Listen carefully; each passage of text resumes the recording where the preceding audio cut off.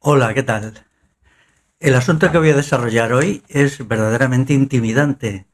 Eh, es el problema negro en Estados Unidos.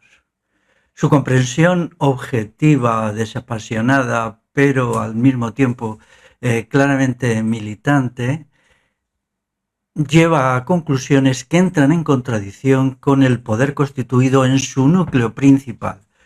Porque, lo voy a decir ya, el problema negro en Estados Unidos es el problema del militarismo, del poder militar, del Pentágono y del complejo militar industrial que ya fue denunciado en los años 50, aunque en mi opinión de una manera bastante oportunista. Estas cuestiones se constituyen un núcleo de tensión, de agresión, de violencia, de exclusión, de censura, que hace muy difícil meter mano a la cuestión sin caer, por ejemplo, en la pusilanimidad, en el dejarse intimidar, etcétera. Tenemos que empezar el análisis por lo que era África, ¿no? Los afroamericanos, como se dice ahora, para no usar términos étnicos, términos raciales, provienen de África. Entonces, la primera cuestión es qué sociedades había en África antes de la llegada de los europeos, qué pasó allí, qué sucedió, cuál era la cosmovisión fundante, cuál era la naturaleza concreta del sujeto y algunas otras cuestiones. Quiero decir que el análisis que voy a realizar es el resultado de muchísimos años de estudio. He ido acumulando lecturas, acumulando reflexiones. La mayoría de ellas me llegaban, iba buscando otros asuntos y me llegaban estos datos que están todos dispersos. Mi impresión es que nadie se atreve a decir la verdad sobre estos asuntos, nadie, porque hay una presión colosal, una presión enorme, teniendo en cuenta que la población negra en Estados Unidos, sobre todo un sector, es el fundamental sustento del aparato militar del imperialismo yanqui hoy. Igual que, por ejemplo, el colonialismo ruso, tan potente en Siberia, creó a los cosacos, a los que les dio tierra, les hizo una comarca, un territorio extenso para que se convirtieran en las tropas de élites del colonialismo y el imperialismo ruso. Y esto sucedió a partir del siglo XVI. Pues si nos volvemos al momento presente y sustituimos la palabra cosaco por la palabra ala militarista, racista y fascista del movimiento negro, pues entonces nos encontramos en lo mismo. No es mi costumbre dejarme intimidar, por lo tanto voy a decir la verdad. Puede ser que en bastantes cosas me equivoque porque el asunto es muy complejo, se requiere, pues, no exagero si digo miles de libros, de textos, de revistas, de consulta, porque todo esto está disperso, es como un rompecabezas que se va construyendo poquito a poquito a lo largo de los años hasta que al final pues tienes algo que más o menos, tampoco quiero ir más allá de lo que es el acto cognoscitivo en este asunto en el momento presente, es algo que más o menos se parece a la realidad histórica, que es interesante comprender, pero no tanto como la realidad presente y el proyecto de poner fin al militarismo de Estados Unidos, al Pentágono, al hecho asombroso, ¿no?, de que el Pentágono tenga 17 bases en el extranjero, con un territorio en total, en todas, he dicho 17, no, 700 bases en el extranjero, con un territorio inmenso en kilómetros cuadrados, casi similar al de Andalucía, y que sean 63 países los que padecen esta forma nueva de imperialismo y de colonialismo, entre ellos España. España tiene 3 o 4, no sé si se cerraron una, pero tiene al menos 3 bases militares, alguna enorme, como la de Rota, que es fundamental para el poder yanqui en el terreno mundial. La versión que se da a la gente, al individuo medio, es que en Estados Unidos hay una mayoría blanca que oprime y priva de derechos a la minoría negra y ya está. Y entonces hay unos malos que son los blancos y unos buenos que son los negros. Y esto es lo que piensa la mayoría de la gente, porque es lo que el aparato de propaganda del sistema repite y una y otra vez. que las cosas sean muchísimo más complicadas y que eso ni siquiera sea cierto, aunque solo fuera como simplificación necesaria, pues parece que no preocupa a casi nadie, ¿no? La realidad es compleja, siempre es compleja. Y creer que un asunto tan importante se puede resolver con una ideilla a explicar en 30 segundos, pues es equivocarse completamente, es convertirse en rehén, en instrumento del aparato de propaganda del militarismo y del imperialismo y del colonialismo de Estados Unidos, que es quien está en el fondo del asunto. Es de señalar también que quien cree que en Estados Unidos todo se explica por una guerra de razas, están incurriendo en la teoría nazi de las razas, ¿no? Yo no creo en la teoría nazi de las razas ni tampoco en que las razas sean elementos decisivos. Yo creo en los elementos culturales, en los factores culturales, en la idiosincrasia de los pueblos, que pueden ser iguales o distintas con independencia, que tengan diferente raza o distinta raza. No niego totalmente la noción de raza, la noción de etnia, raza como realidad biológica, pero la considero bastante secundaria respecto a los elementos culturales, políticos e históricos que creo que son los decisivos. A esos tengo que añadir también los axiológicos, o sea, los éticos, los morales, que en esta cuestión tiene mucha importancia, para empezar por la cuestión de si vamos a atrevernos a decir la verdad o no, o vamos a limitarnos a repetir la teoría nazi sobre la guerra de las razas aplicada a la situación de Estados Unidos hoy, que es lo que hace, sin ir más lejos, el Black Lives Matter el movimiento de la vida de los negros cuenta, cuando realmente ya su título es asombroso, ¿no? Porque debe contar la vida de todos, ¿no? Cuando se le ha contestado que la vida de todos cuenta, parece ser que los representantes de este movimiento pues replican que no, que solo les importa la vida de los negros. También es verdad que ellos son portavoces y representan solo a un sector pequeño de la comunidad negra, me entiendo que no más del 30%, y hay un sector muy importante que los rechaza rotundamente y los acusa, igual que yo, de racistas. Tuve la ocasión hace unos meses de ver algunos vídeos con subtítulos en castellano de negros estadounidenses que acusan a estos otros negros de racistas y de estar jugando una función muy negativa.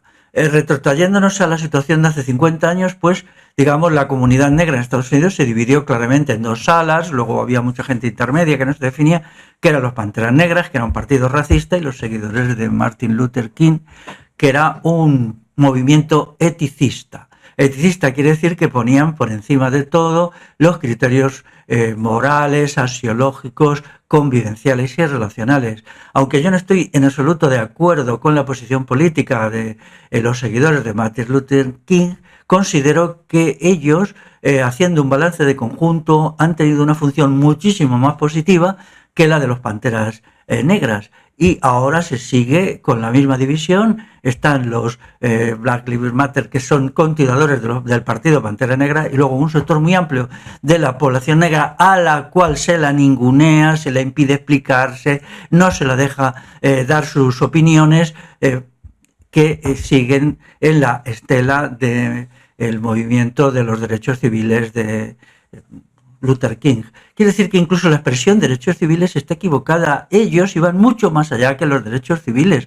Creían que la población negra que había salido de una situación de esclavismo y de una situación de opresión y abyección tenía que reconstruirse y autoconstruirse a partir de criterios morales muy estrictos. Por lo tanto, era esa lucha por unos criterios morales que guiaran el comportamiento de la gente negra lo que buscaban por encima de todo, y luego secundariamente los derechos civiles. Pero todo esto se ha tergiversado por los aparatos de propaganda del poder en Estados Unidos y por sus seguidores aquí. Como la intervención va a ser, me temo, larga y indudablemente compleja, pues pido que os relajáis, que os pongáis cómodos y que comprendáis que no hay otra opción, puesto que los problemas son muy complicados.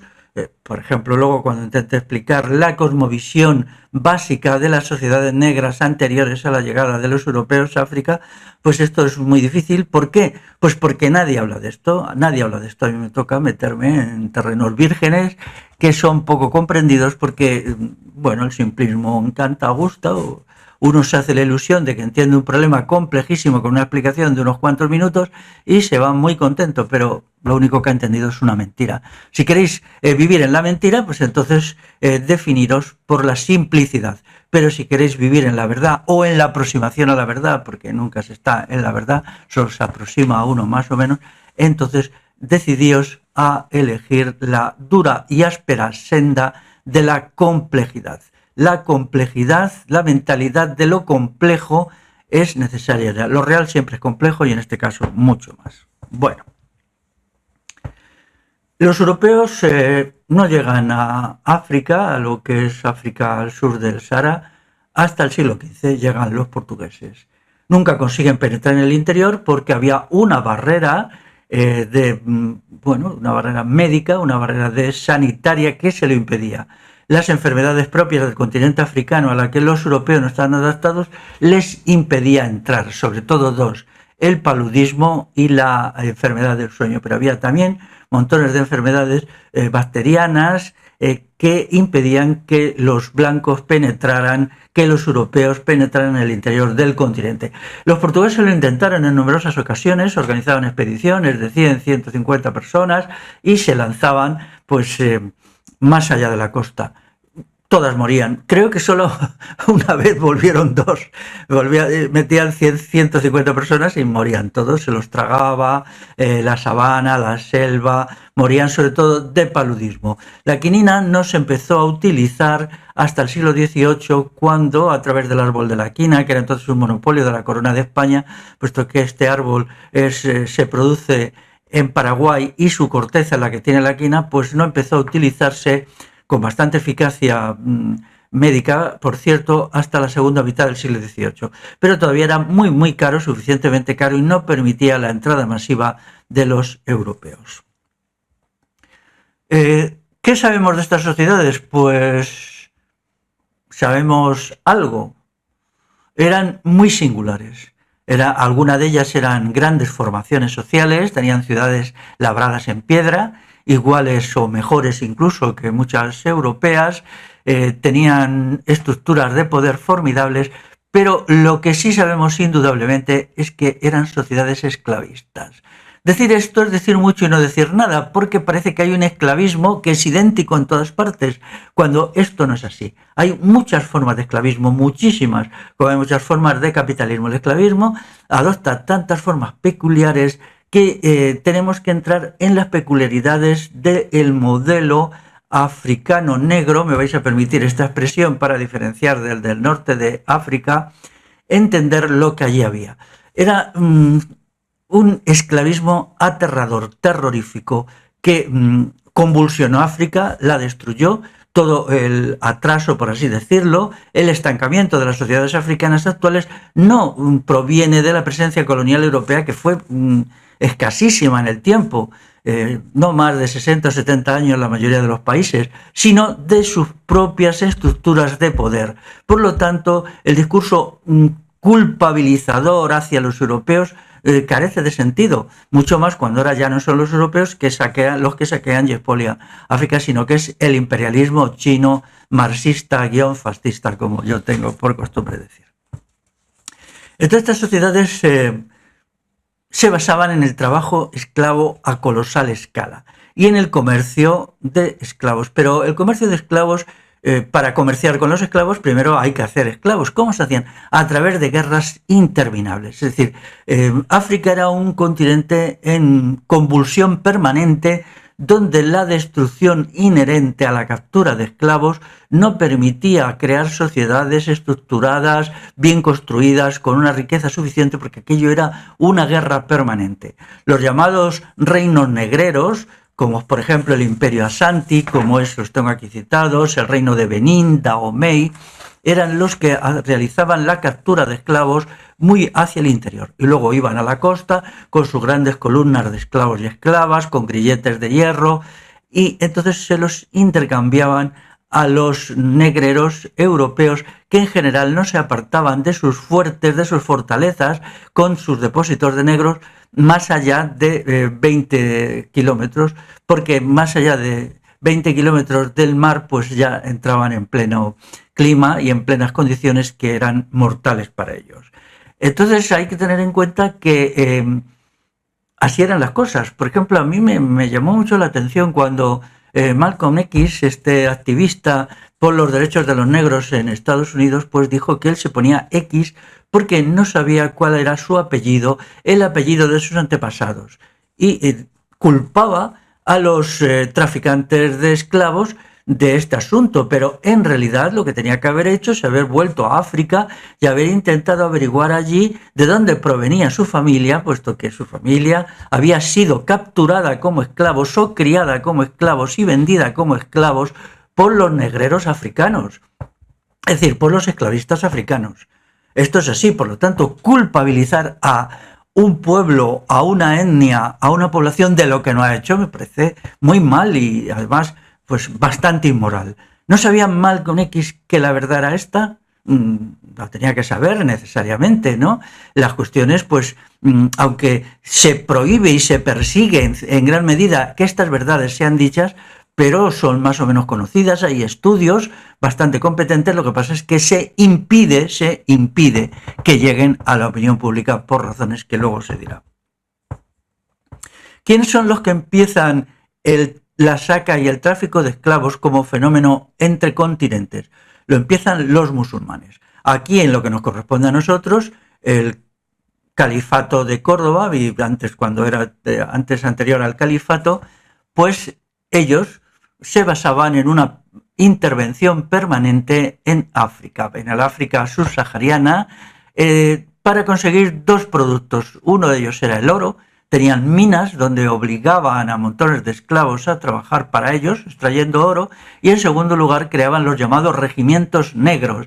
Ya sabemos que en la batalla de las Navas de Tolosa, en el año 1212, pues la tienda del jefe de los almohades era defendida por un regimiento negro, que eran esclavos que les habían atado con argollas a estacas clavadas en el suelo, les habían dado armas blancas y les obligaban a estar defendiendo la tienda. Eran muchos cientos de individuos, pero esto será solo la parte anecdótica. También había otra parte que eran regimientos negros que estaban siempre actuando en nombre del califato y a sus órdenes. Es sabido, a partir de las crónicas que tenemos, que Abderramán III era un racista que él, además de un sádico, él se entretenía en torturar y atormentar a negros que tenía en su palacio allí en Córdoba, en sus palacios, y bueno, hacía con ellos verdaderas gamberradas horribles propias de personas desequilibradas, que era lo que a mi entender le sucedía a Abderramán III. En el norte de África hubo una experiencia muy interesante, un proyecto, un movimiento social para acabar con el esclavismo, que su destrucción y derrota por los musulmanes me parece que fue decisiva en la afirmación del esclavismo en África. Son los circunceliones, también conocidos como donatistas.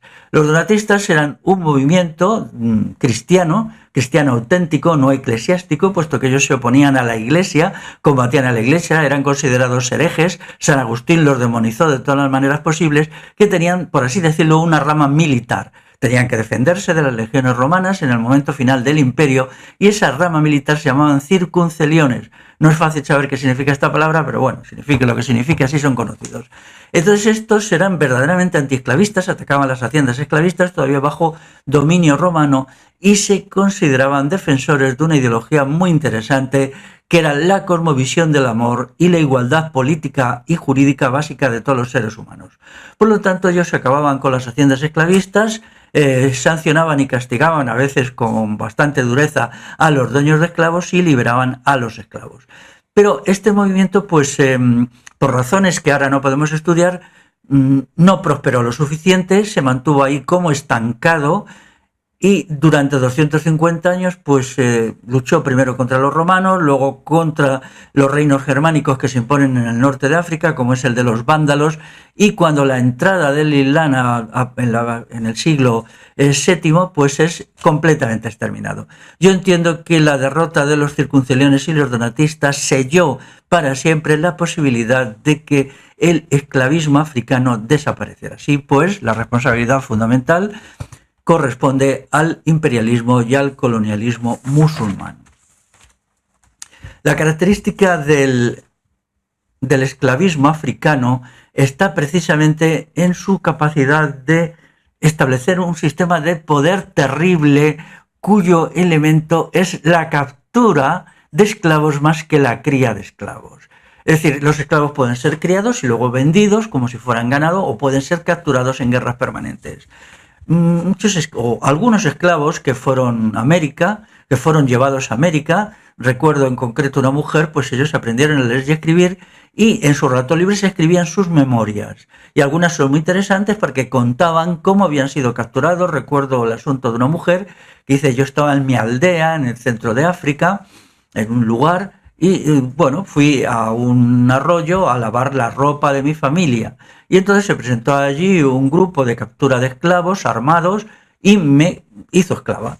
Entonces me pusieron las argollas correspondientes y me llevaron andando, que estas marchas podían de ser cientos o miles de kilómetros hasta la costa, a veces podían ser miles de kilómetros, podían tardarse muchos meses, y entonces allí fue vendida probablemente a un barco negrero holandés, o quizá inglés, ella no lo deja claro en su testimonio, y luego llega a Estados Unidos, lo que hoy es Estados Unidos, donde aprende a leer y a escribir y escribe sus memorias.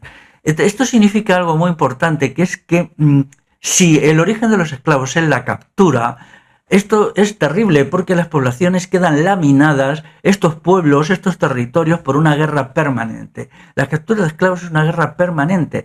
Esto le pasó también al Imperio Romano durante un tiempo, cuando renuncia a partir de el siglo I a la cría de esclavos y se concentra en la captura. Claro, era más barato capturar, pero para hacerlo se necesita un poder militar inmenso.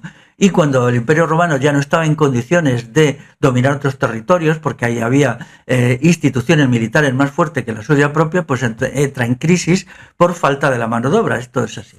Entonces, este tipo de militarismo, digamos, africano, militarismo negro, para que, tengo que adaptarme al lenguaje racista que se usa habitualmente, para que quienes me escuchéis con una mentalidad racista, pues no os perdáis en el laberinto de lo que estoy explicando, ¿no?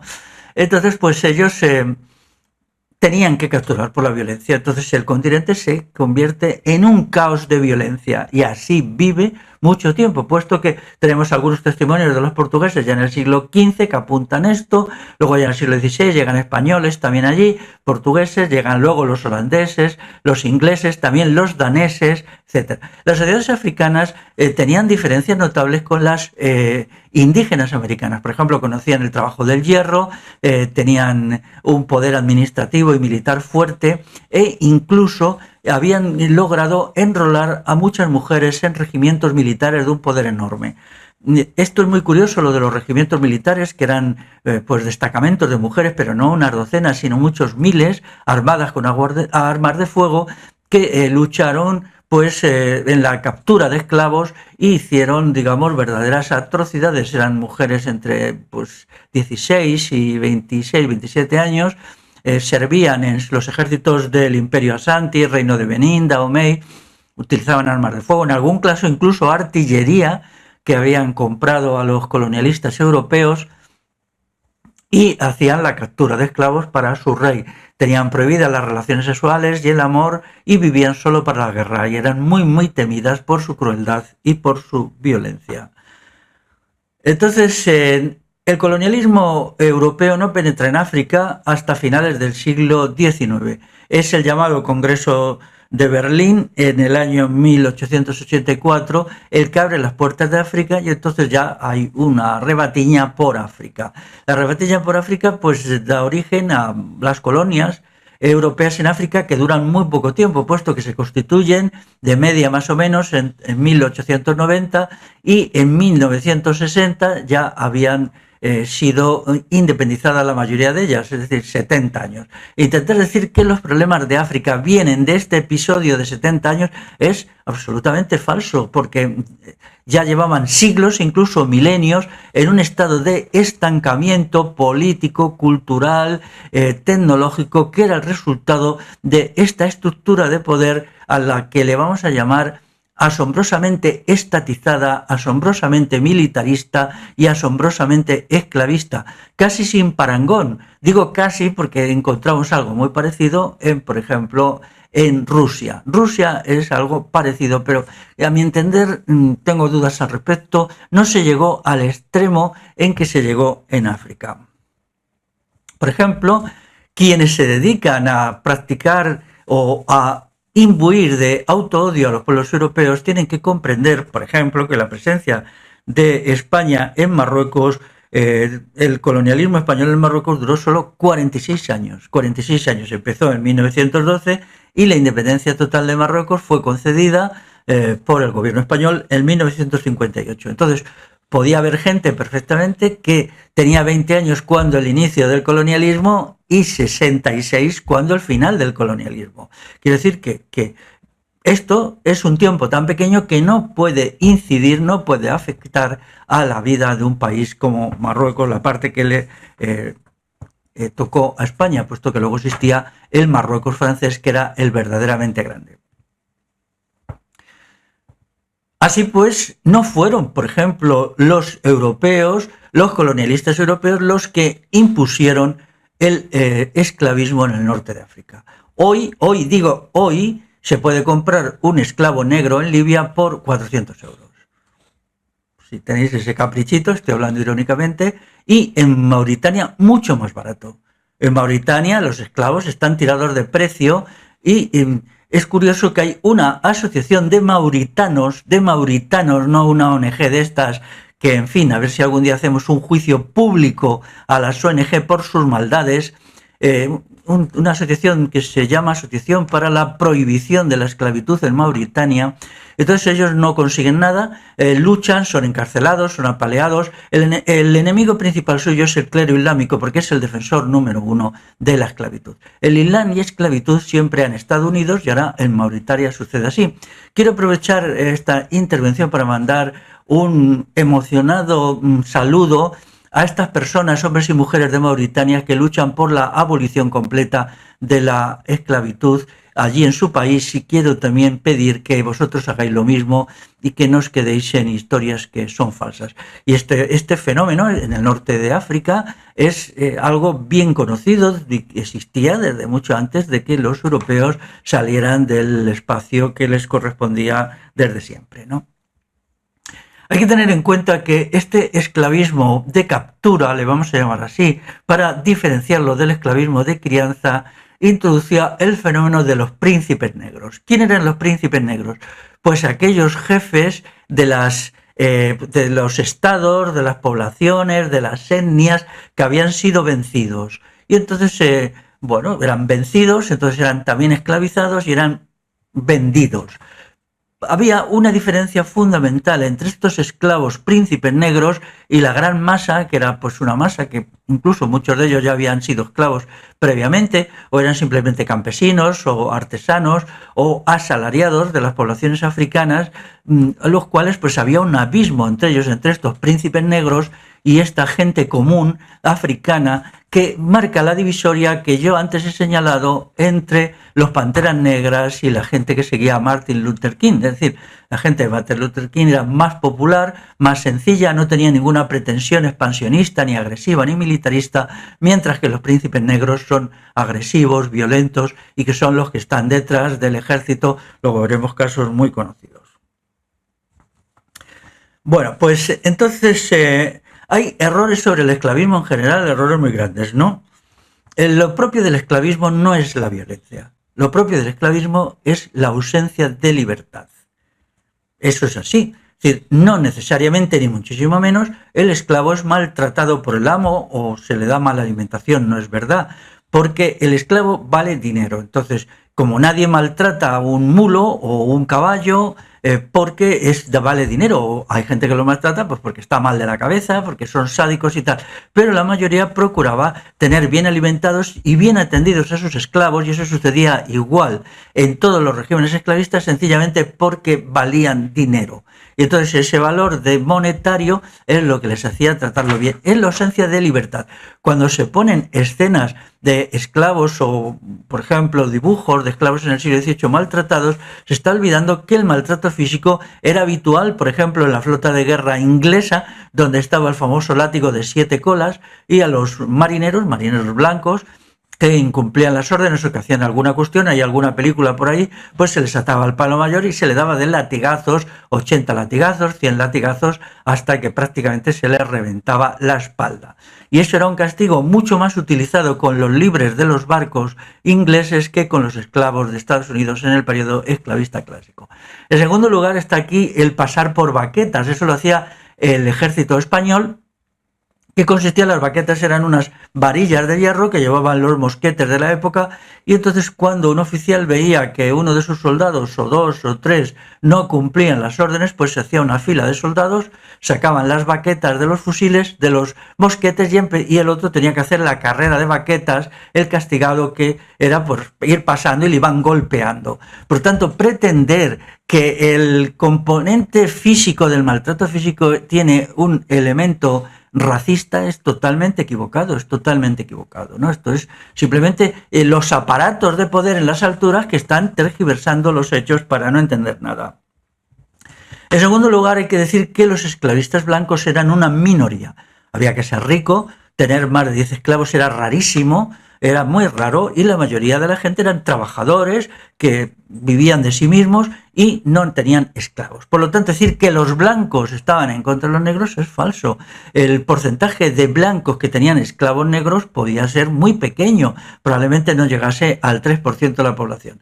Es más, la mayoría de los blancos estaban en contra de la esclavitud si eran jornaleros y asalariados, porque sabían que el trabajo de los esclavos degradaba sus condiciones de trabajo, les hacía que los salarios bajasen, que sus condiciones laborales empeorasen. Entonces esta cuestión hacía que dentro de la población modesta blanca hubiera un rechazo, no siempre intelectualmente elaborado, pero sí bien sentido, hacia el fenómeno de la esclavitud. Es curioso que ahora todas estas grandes empresas y grandes compañías que ponen anuncios tan aparentemente contrarios al racismo hacia los negros son herederos de todos los racistas y de todos los esclavistas negros del siglo XVIII y XIX, ¿verdad?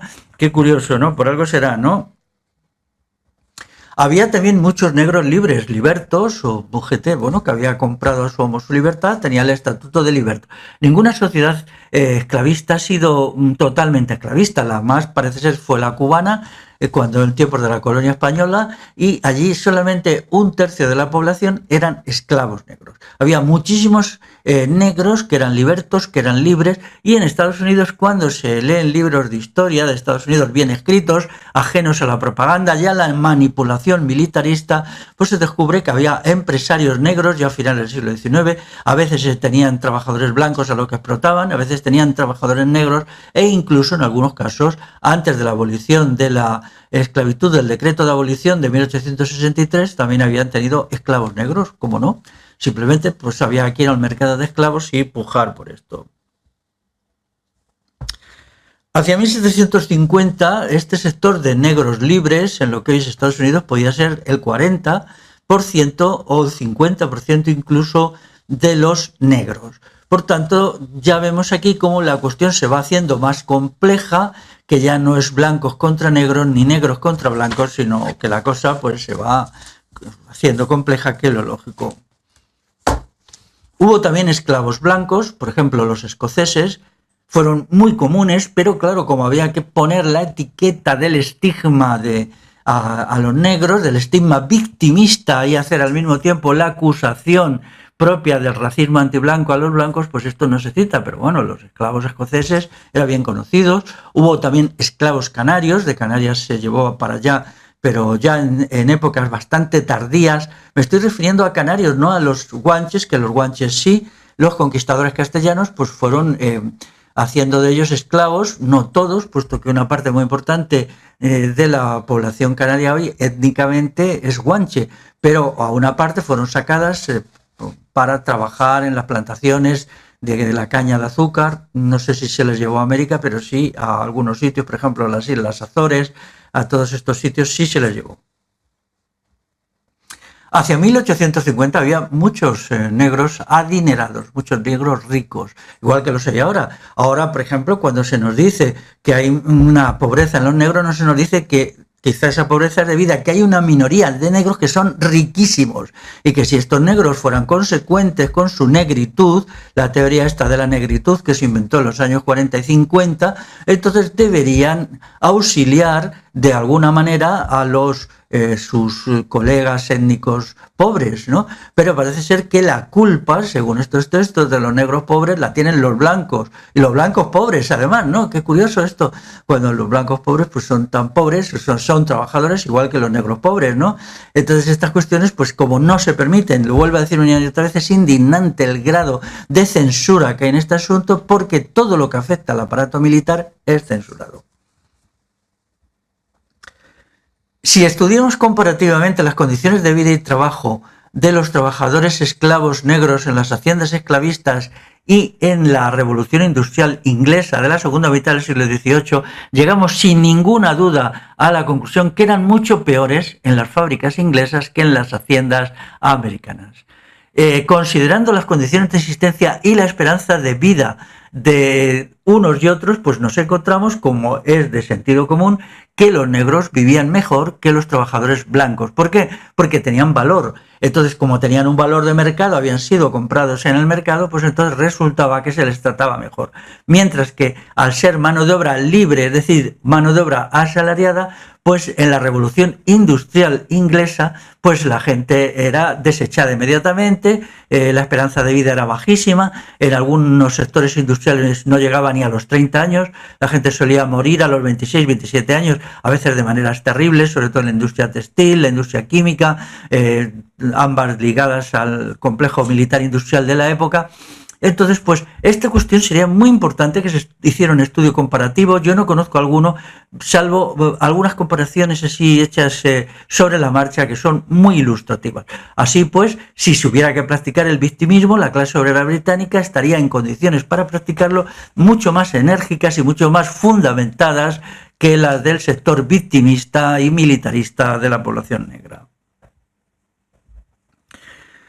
Entonces, hubo también casos de negros muy cercanos a nosotros en donde pues cumplieron una función de opresión y de dominación sobre los blancos. Por ejemplo, las tropas senegalesas del ejército francés que cuidaron los campamentos republicanos en Francia cuando los republicanos del Estado español tuvieron que salir a Francia, les metieron en unos sitios horribles, desolados, que eran simplemente arenales a la orilla del mar, donde no había nada que comer ni donde guarecerse, y pusieron a los senegaleses que estaban enrolados en el ejército francés a cuidar militarmente, es decir, fusil en mano esos campos. El comportamiento de los senegaleses fue infame. Hay algunos testimonios escritos pues por gente del Estado español, sobre todo catalanes, que fueron los que quizá más se metieron en esa zona, en esos campos con la caída de Cataluña en manos de Franco en enero de 1939, pues ellos cuentan cosas espeluznantes, espeluznantes. El ejército francés llegó a tener hasta 300.000 africanos en filas en el periodo entre el inicio de la Primera Guerra Mundial y el final de la Segunda Guerra Mundial. Y estos no se caracterizaron ni por su humanitarismo ni por su compasión, simplemente eran instrumentos terribles de agresión y de violencia contra la gente blanca a las que se les pedía o se les exigía que maltrataran. Así pues, la cosa se complica. La abolición de la esclavitud en Estados Unidos hay que entenderla en términos reales y es fundamental para comprender lo que pasa hoy. Es decir, inicialmente la guerra de secesión empieza en 1861 y se mantiene durante 4 años sin que tuviera nada que ver el asunto con la esclavitud ni con los negros. El problema era simplemente que el norte quería crear un poder unificado, centralizado, que permitiera la expansión militarista y colonialista, imperialista de Estados Unidos, y el sur se negaba, deseaba seguir manteniendo los elementos de descentralización, el poder de los estados por encima del elemento unificador. Es decir, los del norte eran centralistas y los del sur eran descentralizados con una tradición muy propia de lo secundario del poder, es decir, de la necesidad de que el poder esté disperso y no esté concentrado. Entonces este asunto fue el que llevó directamente a la guerra civil. Lincoln ni se le había pasado por la cabeza previamente acordarse de los esclavos negros, pero sucedió que como su objetivo era extremadamente perverso, pues de ahí surge el actual colonialismo de Estados Unidos, que ha hecho tanto daño a la humanidad y lo sigue haciendo, pues entonces no tenía mucho apoyo. Es decir, ellos vieron que estaban perdiendo la guerra, efectivamente la estaban perdiendo, y que entonces sus sueños de delirios militaristas, de ejércitos permanentes, de impuestos terribles para pagar cañones y más cañones, pues se podía ir al traste. Y entonces se le ocurrió una idea, que era enrolar a los negros en las tropas yanquis. Este enrolamiento tenía un precedente, que era la utilización de los negros para combatir a los pueblos indígenas en las llamadas guerras indias. Ya esto se había hecho con mucha eficacia. Los regimientos negros que habían combatido a los pueblos indígenas, pues habían hecho verdaderas matanzas entre los pueblos indígenas, habían hecho muchas atrocidades, y entonces a Lincoln se le ocurrió declarar que ellos se comprometían a abolir la esclavitud con dos objetivos. Primero, hacer que una parte importante de los negros del sur se pasaran al norte clandestinamente, y van subiendo, y muchos de ellos luego pues, se podrían alistar en el ejército yanqui para vencer a los sudistas. En segundo lugar, al declarar ilegal la esclavitud, pues golpeaban a las haciendas esclavistas que, las películas las han puesto muy por las nubes, pero eran una pequeña minoría, que se dedicaba a productos de exportación, como era el algodón, el tabaco, en menor medida el café, pero ni mucho menos eso representaba ni el centro de la economía ni el centro de la población negra, de la población blanca en el sur de Estados Unidos. Entonces es aquí cuando se establece la primera relación claramente, o la segunda entre el asunto, el problema negro, y el imperialismo y el militarismo yanqui.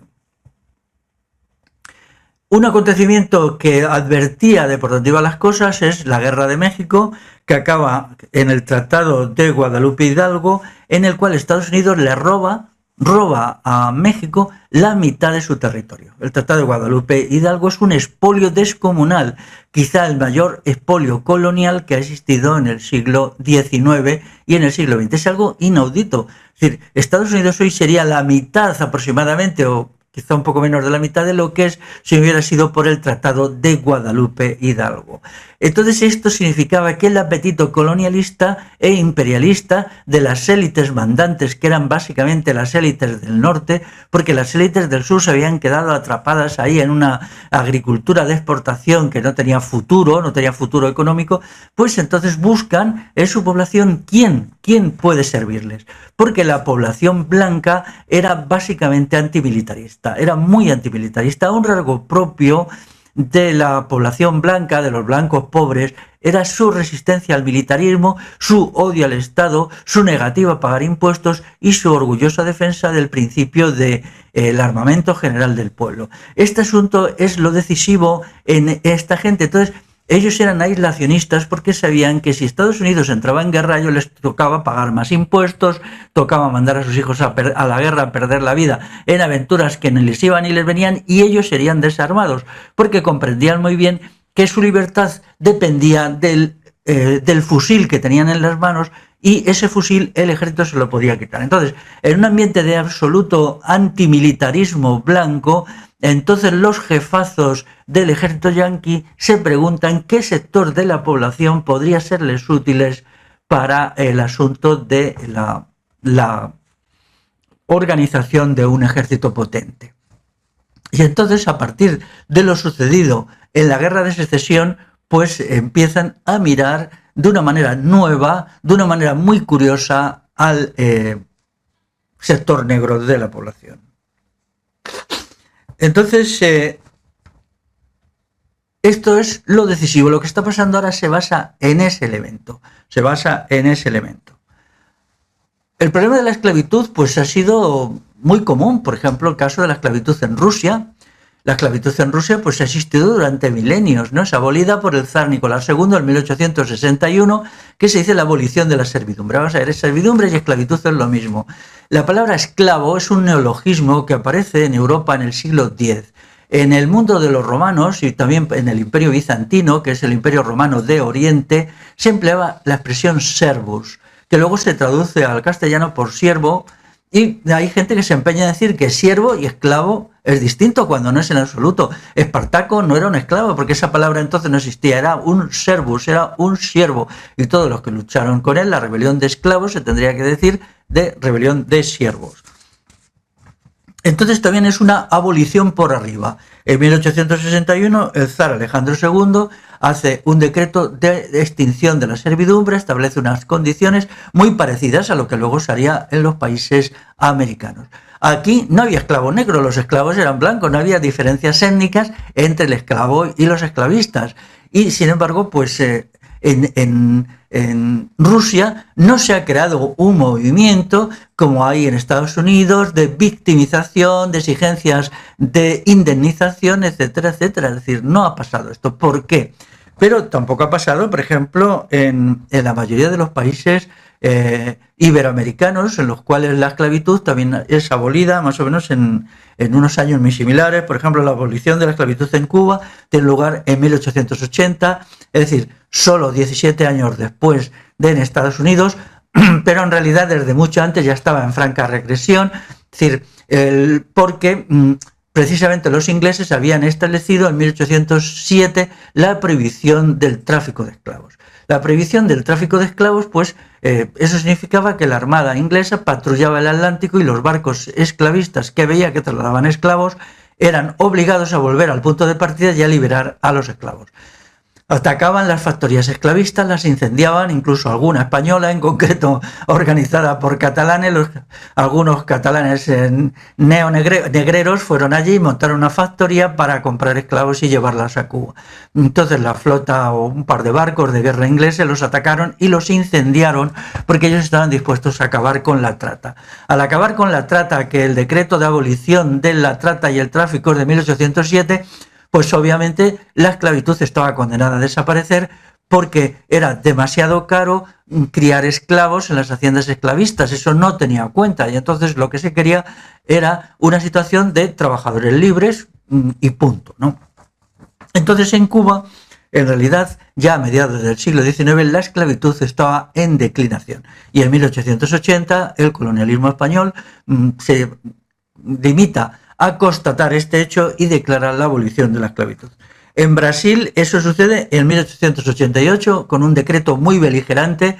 El decreto brasileño es muy beligerante, muy tajante. Los esclavos tienen que ser puestos en libertad, se establecen unas condiciones, una indemnización por parte del Estado y punto final. Es decir, esto es solo pues muy poco tiempo después de lo que sucede en Estados Unidos.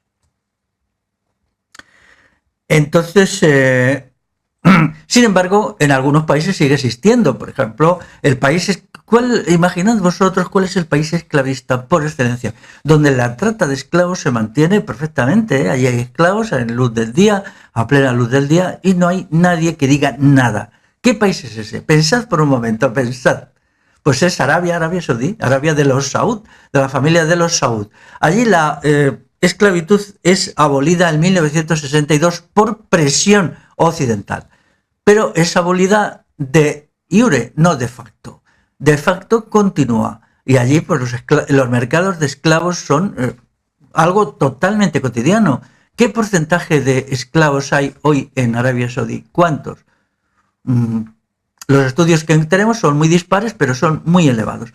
Los países musulmanes son el centro del esclavismo hoy, todos ellos. Pero atención, el problema del esclavismo en los países musulmanes no afecta a los varones principalmente, sino a las mujeres. El fenómeno de los harenes está ligado al esclavismo. No hay harenes sin esclavismo y no hay esclavismo sin harenes. Entonces, pero este esclavismo es en la sombra. Es decir, mientras que a los esclavos varones se les compra y se les vende en las plazas, hoy a las mujeres no. Es un mercado paralelo, es como una especie de economía sumergida, pero es el elemento decisivo y lo ha sido siempre. Ya lo era en el siglo IX en el Califato de Córdoba, en el siglo X el gran capturador de mujeres era Almanzor. Almanzor en el último tercio del siglo X era el gran capturador de mujeres en los pueblos libres del norte para venderla a los harenes de todo el Mediterráneo. Pues ahora continúan las cosas igual. Pero es asombroso cuando leo algunos estudios de este tipo que no captan este asunto, que siguen pensando que no es un fenómeno que afecta a las mujeres, en fin. Qué cosas, ¿verdad? Cuando como dice el refrán, no hay peor ciego que el que no quiere ver, ¿no?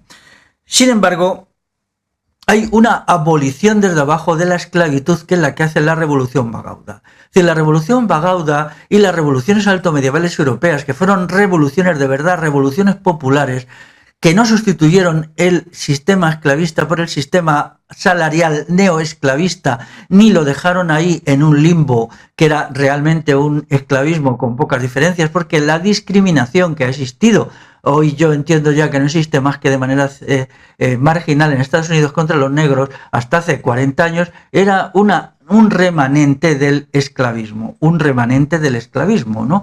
Entonces, siempre que las cosas se hacen desde arriba, pues no se resuelven. Es lo mismo que sucede en Rusia. La abolición de la servidumbre de 1861 pues no abole la servidumbre, crea un proletariado muy marginal, muy explotado, muy destruido, y deja dentro de estas sociedades unos estigmas terribles que hay que estudiar y que son larguísimos.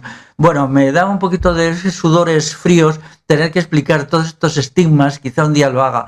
Pues por ejemplo, una opresión tremenda, una falta de noción de sujeto, un estado policial terrible, una manera tremenda de maltrato de los niños. Todo esto son secuelas del esclavismo, pero el esclavismo solo se puede abolir desde abajo. ¿Cómo lo hace la Revolución Bagauda? Pues como se negó a crear un centro dirigente, es decir, no hubo un sitio, no hubo un poder unificador que eliminara y prohibiera la esclavitud, como hizo, por ejemplo, Abraham Lincoln en 1863, la declararse ilegal. Entonces tenía que ser cada aldea, cada pueblo, cada persona. Entonces esto sí fue real, porque era cada persona que decía: no queremos vivir en una sociedad de esclavos. No solamente no quiero tener esclavos, sino no quiero que los tenga nadie y no lo voy a permitir. Entonces esto originó un movimiento de entusiasmo por la libertad, de ayuda mutua, que permitió que el esclavismo fuera realmente barrido.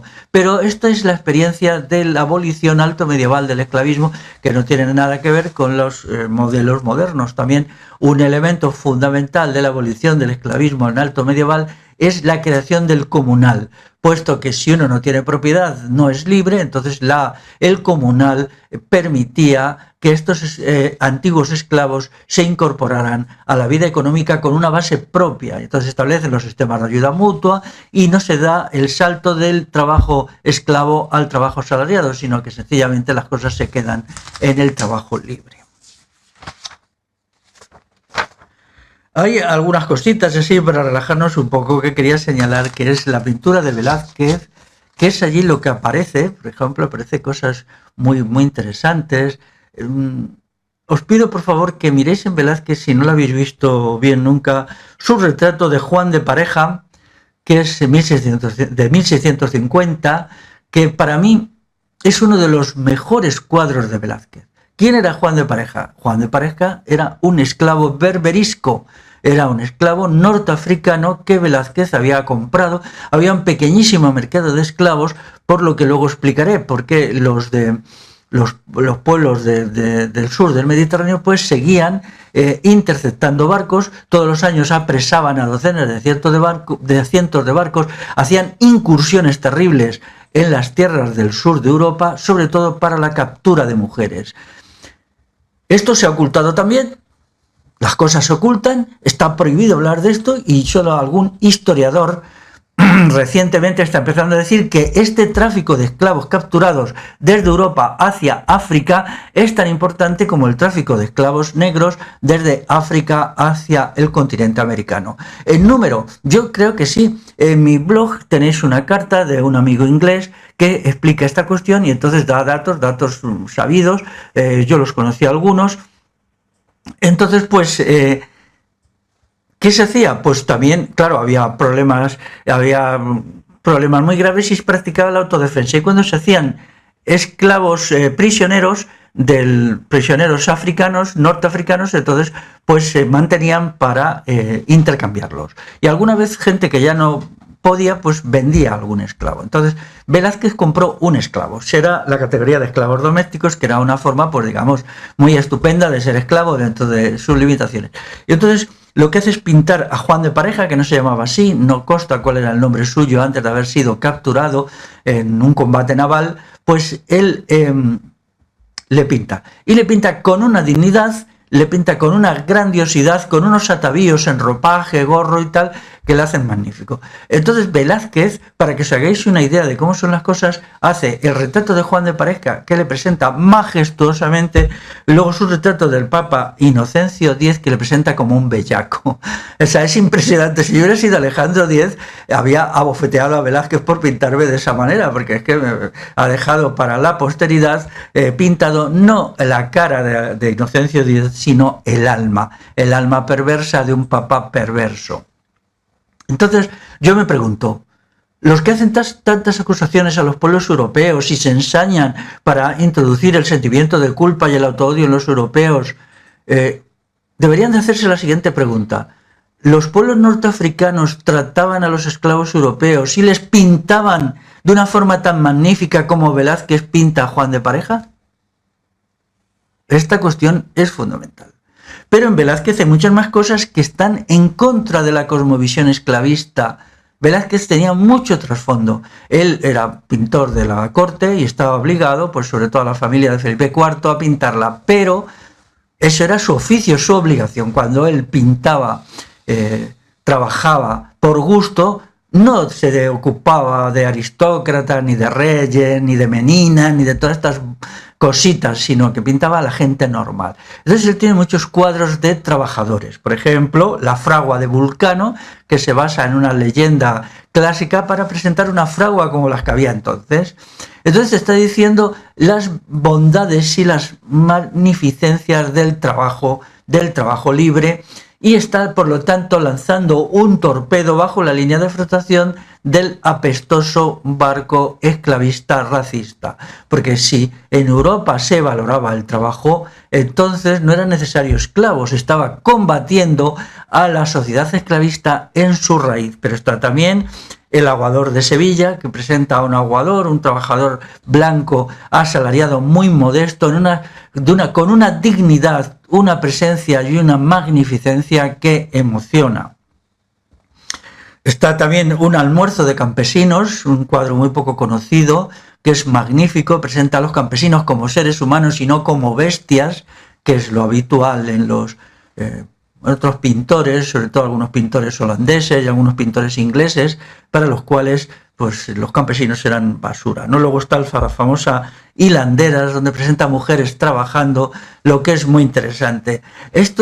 Aquí hay una continuidad con las tradiciones culturales europeas de la Revolución Alto Medieval, de la misma manera que en un sector de los negros estadounidenses hay una continuidad con las tradiciones militaristas, totalitarias, belicistas de las sociedades africanas de donde ellos proceden. Y esto es así, la continuidad cultural se puede mantener durante siglos y siglos.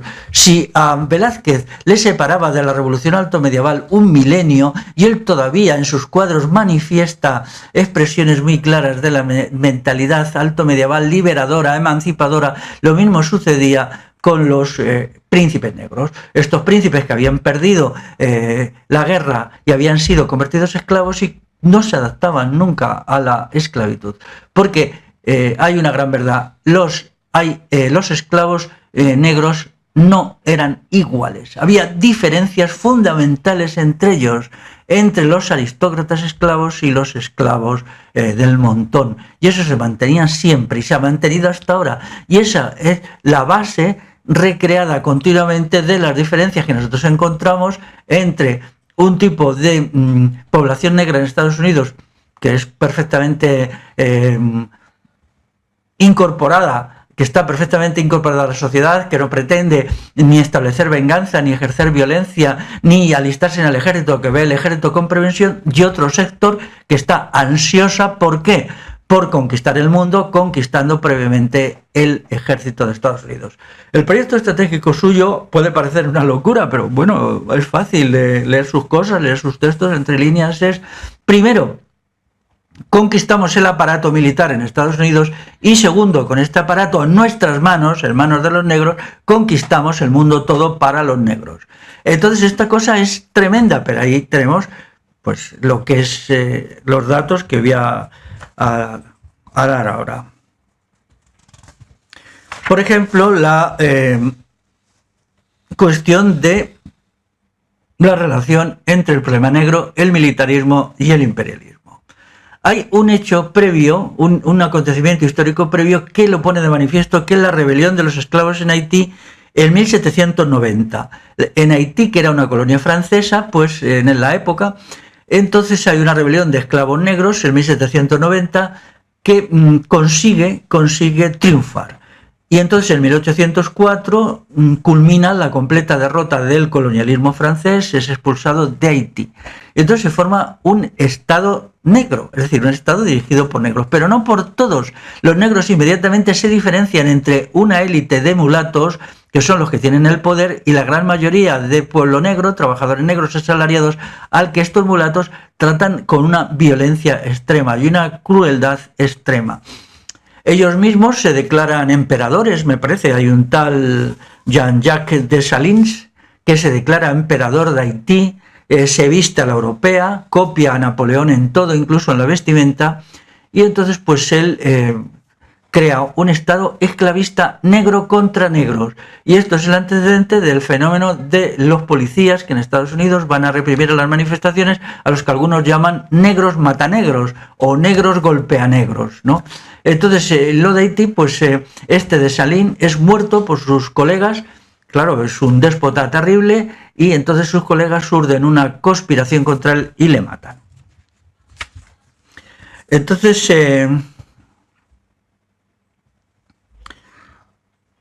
las características del militarismo allí está ligada al fenómeno de los príncipes negros. Los príncipes negros, ellos quieren recuperar el poder que tenían en sus territorios y entonces son, digamos, una cultura, le vamos a llamar así, como cosmovisión, una percepción de la vida que está muy ligada al ejercicio permanente de la violencia.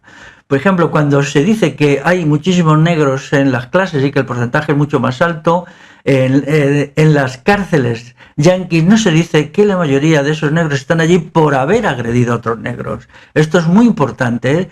Aunque las estadísticas se manipulan, se ocultan, bueno, en estos asuntos es de delirio, ¿no? Y entonces se van ocultando, pues, no solamente la presencia militar de los negros en la guerra de secesión. Apenas se dice nada de la participación de los negros en los combates contra los españoles en Cuba.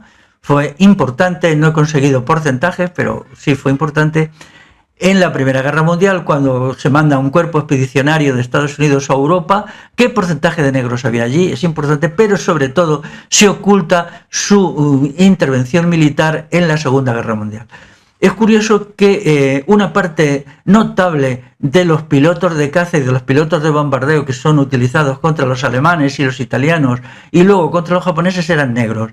Yo recuerdo que para mí fue una sorpresa ir leyendo distraídamente un libro de historia y encontrarme con fotografías de academias de formación de pilotos negros en la Segunda Guerra Mundial. Entonces, bueno, estas fotos, ¿por qué no se difunden? Es decir, estaban tan oprimidos como se nos dice y tenían unos problemas tan terribles y el Ku Klux Klan les dañaba tanto cuando eran una parte muy significativa de los pilotos de caza en la Segunda Guerra Mundial. ¿Por qué estas fotos no se difunden? Y siempre se difunden fotos victimistas. Fotos victimistas, yo creo que hay que difundir las dos, ¿no? Y situarlas en el contexto y decir que las cosas son como son, ¿no? Pero ya llegamos a lo de la guerra de Vietnam. Aquí la presencia de los negros es enorme. Es enorme, no solamente en el cuerpo de oficiales, que también, ¿no?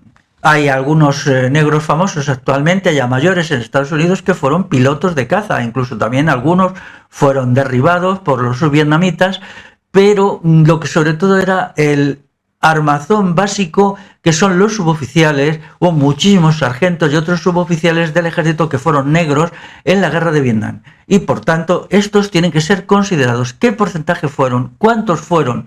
¿De qué manera lucharon? Estos mantuvieron al ejército cuando se estaba desintegrando. Cuando muchos soldados de reemplazo que fueron llevados a Vietnam tomaban sus armas y las dirigían contra sus propios oficiales, disparaban contra ellos, les lanzaban granadas de fragmentación. Entonces sucedía que estos suboficiales negros mantuvieron al ejército para que no se desintegrara de todo. También había suboficiales blancos y oficiales blancos, pero aquí hay una tarea de salvaguarda del militarismo y el imperialismo yanqui que debe ser tenida en cuenta.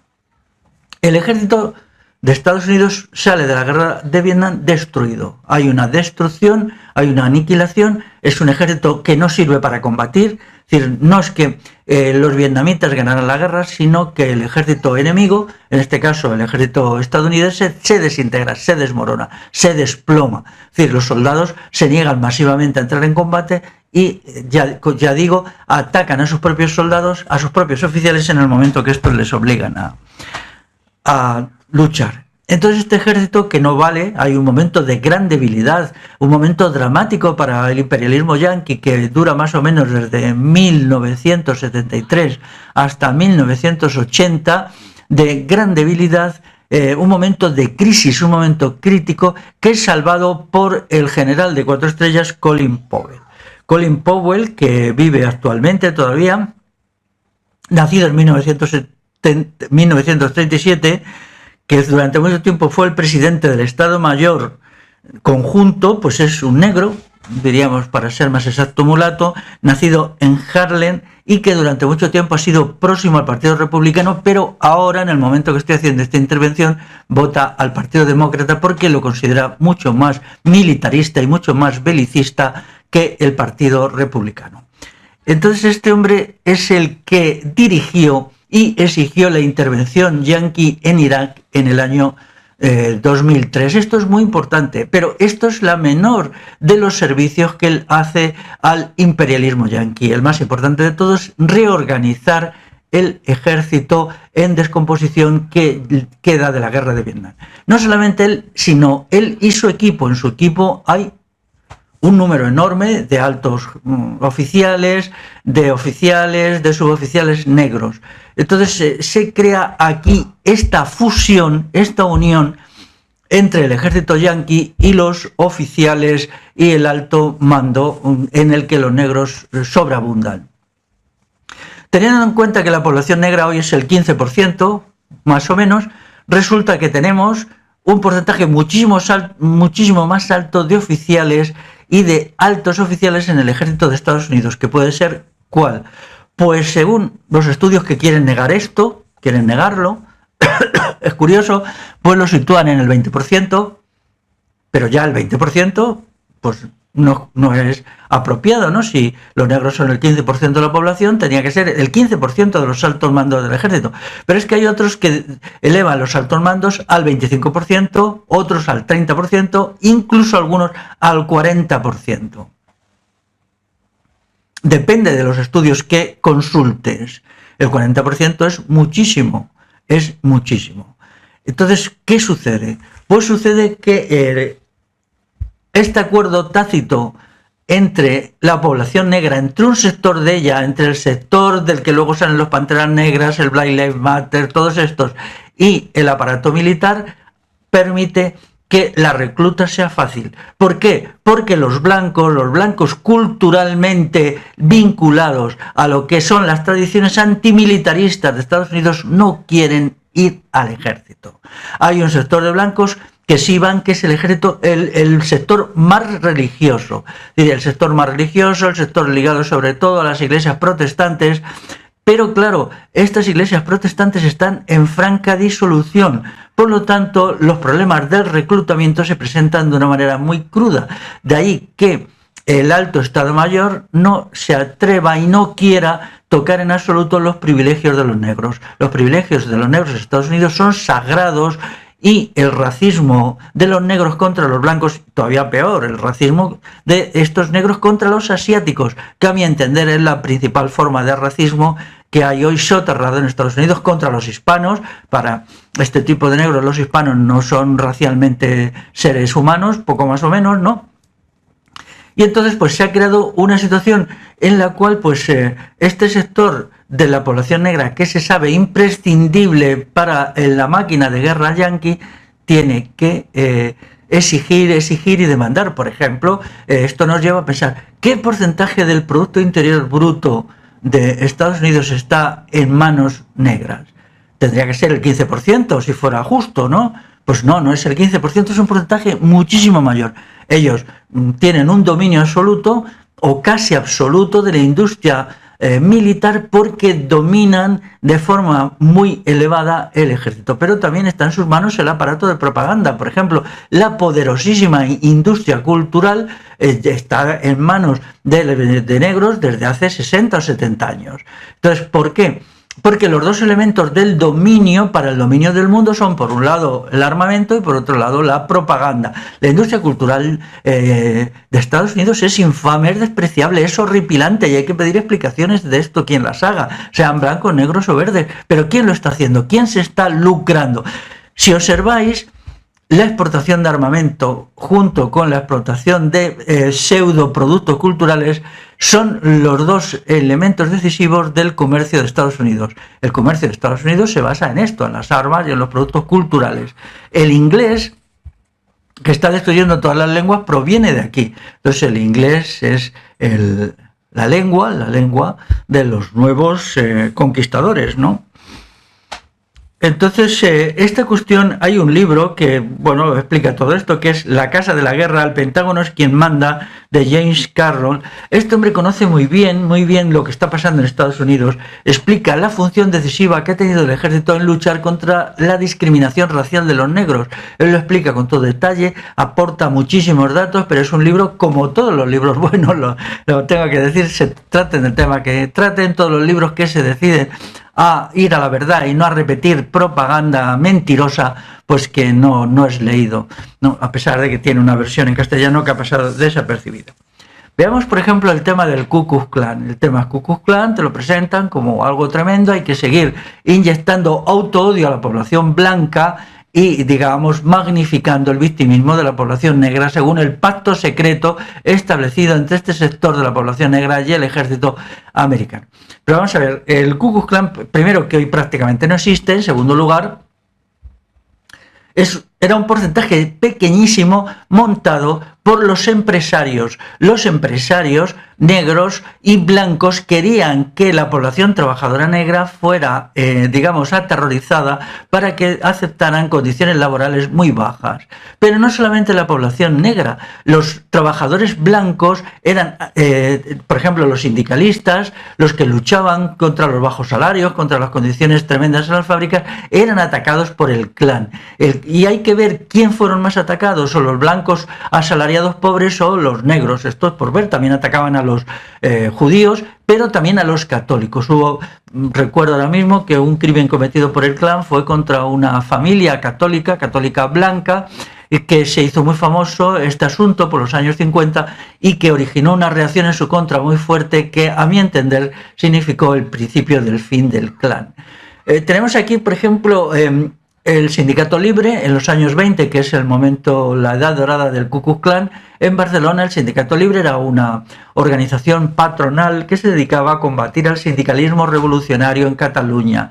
Entonces yo me pregunto, ¿por qué se habla tantísimo, o se ha hablado tantísimo del Ku Klux Klan y tampoco del Sindicato Libre, que hizo más muertes de sindicalistas y combatientes a favor de la clase trabajadora y del proletariado que el Ku Klux Klan? No hay aquí una parcialidad, no hay aquí una manipulación, cogiendo una parte de la realidad y magnificándola fuera de contexto y cogiendo otra parte y ocultándola fuera de contexto.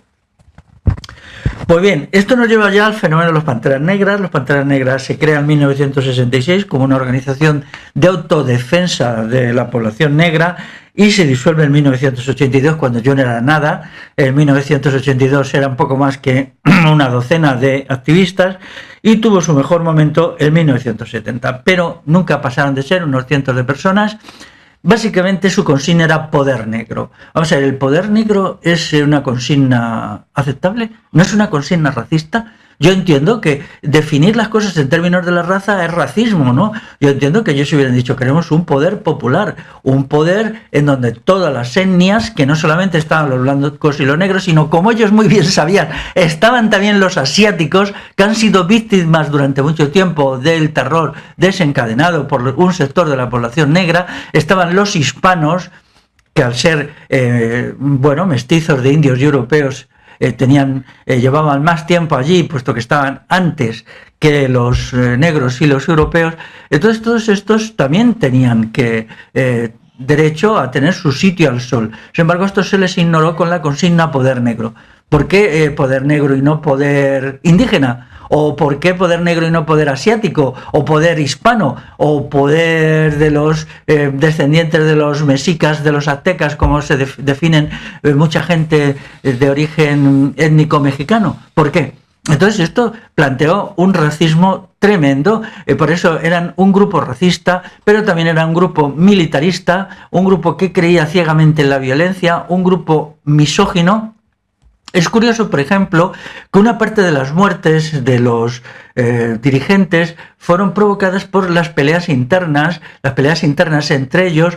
Se creó otra organización de la que se habla muy poco, no sé exactamente si estaba en qué condiciones esa organización, pero otra organización negra. Entonces las peleas entre los Panteras Negras y esta otra organización que tenía un nombre enrevesado, pues originó muchas muertes, ¿no? Lo que sí puedo decir que los Panteras Negras era la organización de los príncipes negros. Aquellos querían por las bravas conseguir un poder ilimitado, primero en Estados Unidos y luego todo el mundo, para ellos, es decir, para la comunidad negra, es decir, para ellos. A esto se opone Martin Luther King. Luther King es un movimiento eticista. Es muy interesante, los movimientos eticistas, ellos no creían tanto en la eficacia de la política como en la eficacia de la autotransformación interior del sujeto. Yo creo mucho en la autotransformación interior del sujeto, pero difiero de Luther King y sus seguidores en que tiene que haber un componente político revolucionario. Ellos no. Para ellos su componente político era reformista, querían reformar las instituciones de Estados Unidos y vivir en ellas. Yo eso no, quería transformarlas de una manera revolucionaria, construir la revolución. Entonces, en estas condiciones, pues hay un conflicto entre estas dos salas. Ya sabéis que los Panteras Negras llamaban a los seguidores de Luther King los Tío Tom, por aquella novela La cabaña del Tío Tom, que presentan un negro bueno, un negro obediente, un negro simpático, así un poco corto de luces y tal. Entonces llamaban Tío Tom. Ciertamente el Tío Tom en la novela famosa era denigrante para el pueblo negro, pero realmente Martin Luther King no tenía nada de tonto, ni de bonachón, ni de nada de esto, y la prueba está que poderes oscuros en Estados Unidos, las élites le asesinaron, quizá porque él iba por el camino mejor para la emancipación del pueblo negro, siempre que hubiera corregido esta tendencia política reformista. Pero nos encontramos dentro de este militarismo, no solamente con el caso de Colin Powell y su equipo, hay que pensar en términos de equipo, en términos de muchísimos contactos y muchísimas relaciones que Colin sigue teniendo. Él, por ejemplo, impone la intervención en Irak tan sangrienta, la impone él y su equipo en el año 2003, miente respecto a las armas de destrucción masiva que según él tenía Saddam Hussein, que no existían. Bueno, pues pero esto se dice, es que Estados Unidos dijo que había unas armas de destrucción masiva que no existían. Quien lo dijo fue Colin Powell. Y Colin Powell era un hombre, un general de 4 estrellas, negro, nacido en Harlem. Bueno, entonces detrás viene Barack Obama.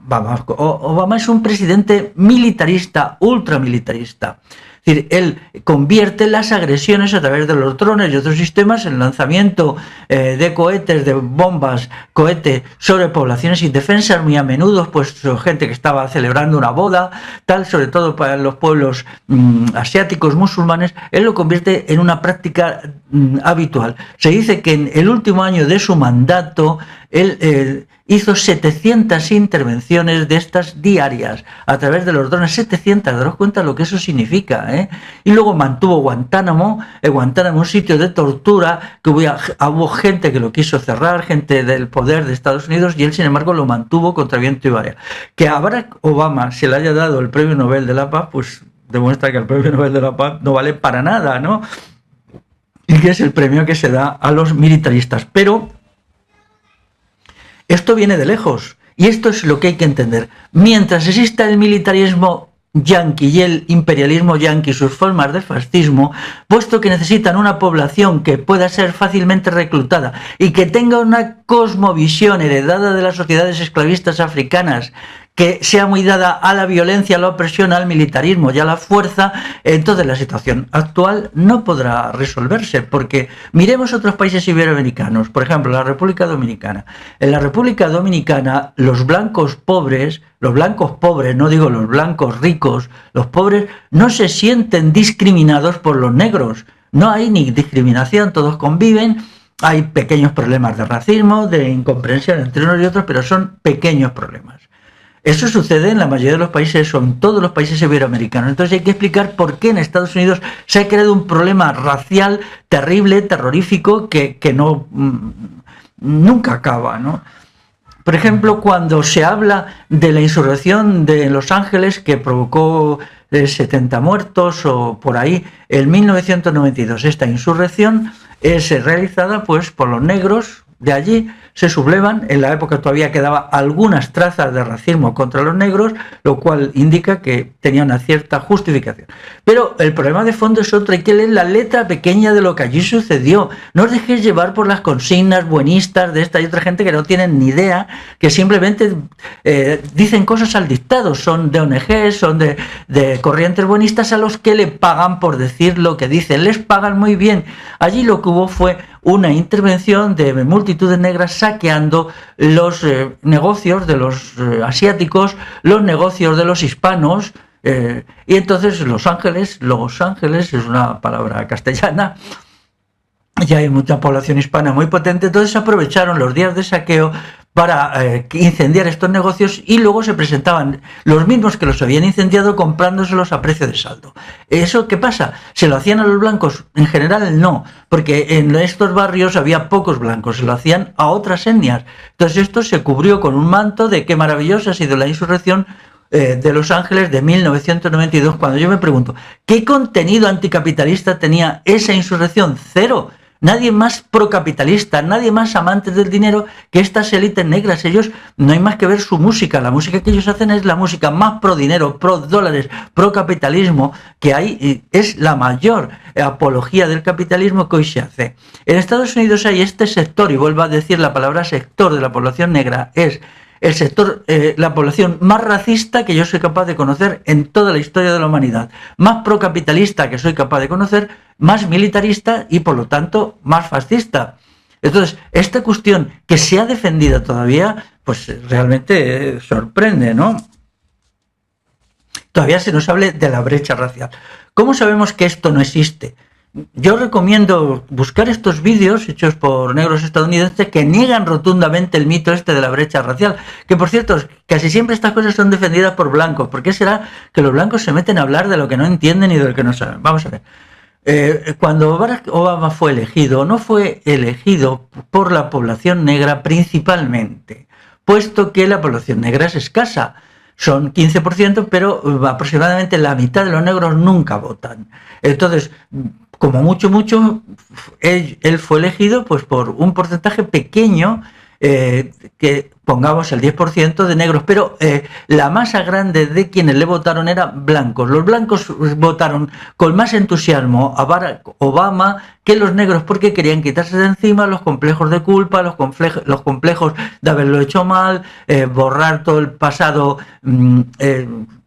esclavista y todo el pasado racista, que quiere decir que uno no tiene que avergonzarse de lo que no han hecho tus antepasados, que eso lo hizo una minoría de oligarcas. La gran mayoría de la gente blanca nunca apoyó el esclavismo y nunca apoyó el racismo. Por lo tanto, esto estaba fuera de lugar. Entonces, dilapidando este prestigio, lo que Barack Obama hace es convertirse en un militarista feroz. Pero él fue votado fue votado masivamente y si no, mirar la prensa de la época, entrar en internet y observar que los más entusiastas de ellos eran los blancos, ¿no? Fue votado masivamente por la población blanca. Luego esto indica que no había racismo o que el racismo contra los negros era una cuestión secundaria.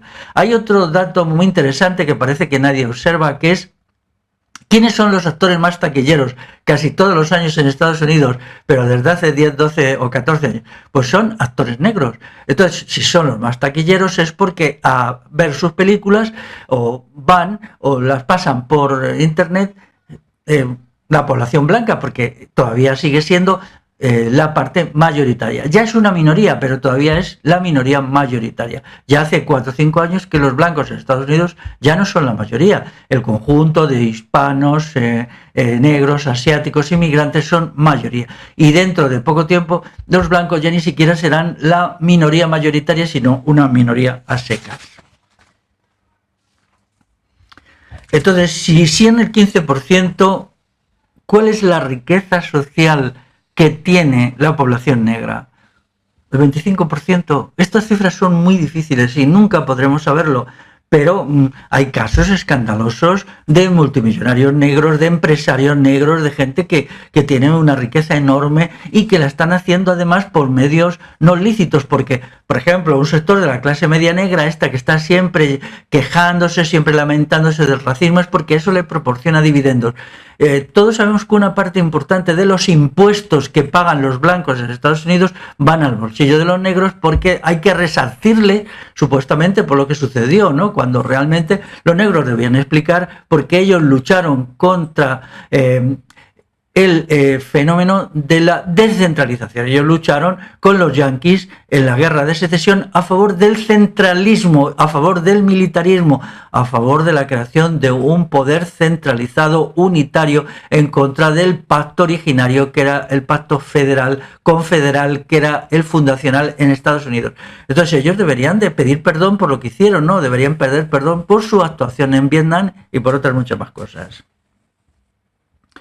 Llegamos ya a los Black Lives Matter, que es la vida de los negros cuenta. La pregunta es, ¿cuenta más que las de los no negros? Cuando se estudian estos casos se ve que todo se determina en función de la raza. No hay ya nada más que la raza, todo es la raza, el color de la piel es todo, absolutamente todo. Ya no hay otras cuestiones, no hay preferencias filosóficas, preferencias políticas, criterios morales, criterios económicos, no hay diferencias entre opresores y oprimidos, no hay diferencias entre explotadores y explotados, todo en la raza. A mí me parece que esto ya es la apoteosis del racismo. Yo que realmente creo que la raza tiene una importancia muy, muy secundaria, pero para ellos no hay ni una sola cosa que tenga importancia más que la raza. Es asombroso esto. Hay algunos que lo utilizan en la expresión nacionalistas negros. Pero es que el nacionalismo es una ideología, mientras que la raza es un modo biológico de existir. No se pueden llamar nacionalistas negros, sino racistas. Intentan disculparlos diciendo que no son racistas. Yo pienso que hay que llamarles racistas lo que son racistas negros, ¿no? Ellos son continuistas de los Panteras Negras en todo lo importante. Ya cuando un sector, creciente, mayoritario día a día de la población negra, les niega y les rechaza, ¿no?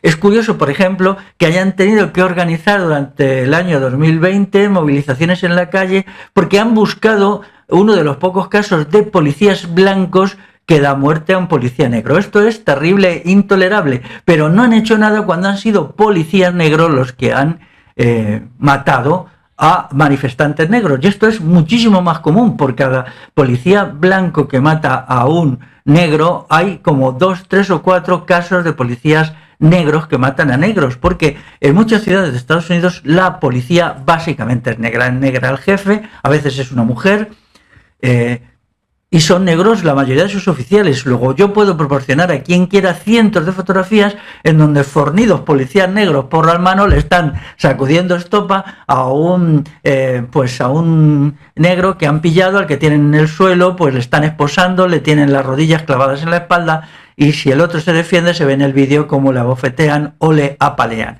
Y esto es creciente porque la presencia de los negros en el aparato policial es tan fuerte como en el aparato militar, es desproporcionada respecto al porcentaje de la población. Entonces, si estas cuestiones no se dicen, no se entiende nada de lo que está pasando, ¿no? En el caso de este movimiento, como ahora se dice por sus iniciales BLM, solo cuenta la raza. Yo estoy totalmente en contra, pero detrás de la raza está el fenómeno del militarismo.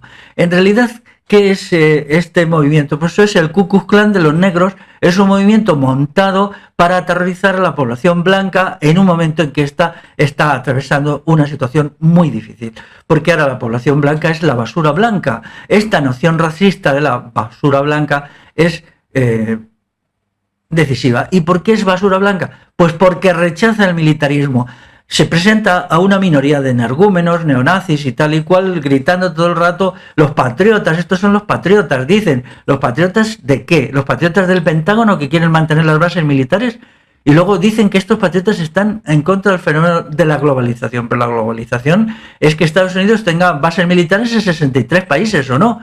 O yo ya no entiendo nada, o ya todo es un caos. Entonces resulta que esta minoría de blancos dementes, de blancos militaristas, de blancos neonazis, se utiliza para infinitas veces ponerlos en vídeos, en películas, en fotos, para ocultar el hecho cierto de que la gran mayoría blanca es aislacionista. Aislacionista, ¿entendéis esto? No, aislacionista quiere decir que no desea ni intervenciones militares en el exterior. O sea, lo mismo que yo no deseo intervenciones militares en el exterior. Estados Unidos no puede intervenir en el exterior. Es curioso que ni los Panteras Negras ni sus sucesores, los BLM, dicen nada sobre el militarismo yanqui. Podían exigir el abandono de las bases militares, el retorno de todas las tropas que están por ahí perdidas en tantos países, entre ellos España, a su país. La reducción de la industria de armamentos, la disolución del complejo militar industrial y otras cuestiones de este tipo. La pérdida de poderes de las policías, que por ejemplo las policías locales, lo que aquí llamaríamos policía municipal, pero que allí tiene muchas más atribuciones y hace intervenciones violentísimas, y de ahí surgen muchos asesinatos de gente, a menudo incluso inocente, a manos de policías. Pues entonces podían exigir que el estatuto de estado policial bajara. Pero esto no se les ocurre, qué curioso, ¿verdad? Al mismo tiempo, si se desmontara el complejo militar industrial y todas estas cuestiones, pues se podría rebajar los impuestos, y esto sería un gran alivio para mejorar las condiciones de existencia de los trabajadores negros, que son muy malas. Pero como hay una clase media negra que vive de las subvenciones, de los subsidios y de alentar la división racial en Estados Unidos al grito de racista dirigidos a los blancos, pues entonces esto no se hace porque es su negocio. Ellos viven del negocio del racismo, del negocio del victimismo y del introducir en la población blanca sentimientos de culpa que deben ser completamente rechazados. Ha llegado ya el momento de que la población blanca en Estados Unidos ponga las cosas en su sitio, no para defender ningún racismo blanco, sino para defender la unión entre los blancos y los negros de las clases trabajadoras contra las élites terroríficas, imperialistas, militaristas y capitalistas, que cada vez son más negras, pero da igual el color de la piel que sean, me da igual que sean negras, que sean hispanas, que hablen castellano, que muchos lo hablan, en el caso de los hispanos, o que hablen inglés. Estas diferencias no son nada respecto al poder que ellos tienen y a la fuerza que ellos tienen. Entonces, esta alianza entre un sector de la población y el Pentágono es lo que ha llevado a la situación actual. Mirad, después de la Primera Guerra Mundial, el ejército yanqui se disolvió. Fue muy potente, pero gana la guerra en Europa en 1918, y entonces el ejército licencia al 90% de sus integrantes. Se desmontan muchas industrias militares. ¿Por qué? Por la presión tremenda de una cultura antibelicista. Sin embargo, después de la Segunda Guerra Mundial eso no sucede. El Pentágono, que inicialmente se había construido para que sirviera de centro de operaciones al ejército de Estados Unidos durante la guerra, continúa siendo cada vez más potente después de 1945. La guerra termina en 1945, pero el Pentágono no termina. Y entonces es ese militarismo rampante, creciente, aumentando, que tiene unas implicaciones económicas, culturales, históricas, de falsificación de la historia, de ocultar, de perseguir, de marginar, de censurar a la gente que dice la verdad sobre el pasado inmediato de Estados Unidos, es el que se mantiene, y a partir de ahí se ha creado una situación que resulta, bueno, pues muy difícil de entender a veces, ¿no? Hay luego fenómenos, por ejemplo, el de un cierto tipo de intelectuales negros que eran especializado en escribir libros pidiendo que hay la muerte para todos los blancos. Hay algunos incluso que están ganando mucho dinero, escriben estos libros, se montan ahí su historieta y entonces dicen que el futuro de los negros en Estados Unidos pasa por el asesinato de los blancos. Hay uno, prefiero no decir su nombre, que tiene publicado 3 libros y se ha hecho muy famoso sobre esto, que es profesor en una universidad, él lo hace sin ningún problema, ¿no? Luego está las propuestas, esto sobre todo viene del sector de mujeres feministas negras, pero también de varones negros, de que hay que castrar a los adolescentes blancos para que no sean peligrosos. ¿Peligrosos para quién? O sea, esta propuesta, castrarlos y encadenarlos. Hay por ahí documentos que lo recogen y muchísimas más. Se ha creado como una serie de locura, como un tipo de locura, como algo, un desenfreno que te deja estupefacto cuando te metes un poquito en este mundo. Pero eso es siempre lo que sucede cuando se dispara el militarismo, ¿no? ¿Yo creo en la guerra de las razas? No, las razas no son importantes. Aquí solo hay una raza, que es la raza humana. Luego hay diferencias étnicas que pueden ser consideradas en su justa medida como elementos muy secundarios o pueden ser magnificadas por la estructura económica, política, social, militar, por el orden que haya. Entonces este orden político puede convertir el racismo en una insignificancia, puede exacerbarlo hasta lo más alto de los cielos. Aquí pues estamos ahora viviendo un fenómeno de magnificación de las diferencias racistas que tiene que ser combatido. Todas las formas de racismo tienen que ser combatidas, todas. Defender que los blancos por ser blancos son racistas es una forma de racismo, porque es derivar una ideología de un rasgo que en principio no tiene importancia, como es el color de la piel, o sí la tiene. O decir, por ejemplo, que los negros solo por ser negros no pueden ser racistas, pues esto es asombroso, ¿no? El racismo es una ideología que está ahí, que cada persona puede aceptar o rechazar y que yo os pido que todos rechacéis todas las formas de racismo, ¿no? Entonces, el conflicto está ahí, yo le veo un futuro difícil, no se va a resolver fácilmente porque en este momento Estados Unidos está enfrentado con la superpotencia rival que es China. Y entonces este enfrentamiento necesita de un militarismo rampante y creciente. Y eso significa inevitablemente que el conflicto racial va a continuar, que el alistamiento, el sobrealistamiento de gente negra en las filas del ejército, no solamente de hombres sino de mujeres, esto es muy importante también, las mujeres se están ocupando en el aparato militar yanqui puestos de cada vez más importancia. Entonces todo esto pues va a continuar y es necesario un programa claro en que estén unidos la gente de todas las razas para oponerse al militarismo, al imperialismo, al estado policial, al incremento de los impuestos para gastarlos en armamento, al complejo militar industrial y en definitiva al capitalismo, que sobre todo es capitalismo militarista. Quien controla el Pentágono controla el capitalismo, quien controla el Pentágono controla el mundo. Entonces, en 10 años es muy posible que la presencia y el control de la etnia negra, lo voy a decir así de una manera suavecita, en el Pentágono sea mayoritario porque hoy ya es muy importante. Eso crearía una situación tan sorprendente para la historia de la humanidad que es que no se me ocurre qué puedo más aportar. Bueno, pues siento haberme alargado tanto, pero no había otra manera de hacerlo. Me he dejado muchísimas cosas, muchísimos datos en el tintero y claro, no he podido establecer pues las fuentes y los orígenes de toda esta masa enorme de información que espero haber podido transmitiros de la mejor manera posible. Hasta luego.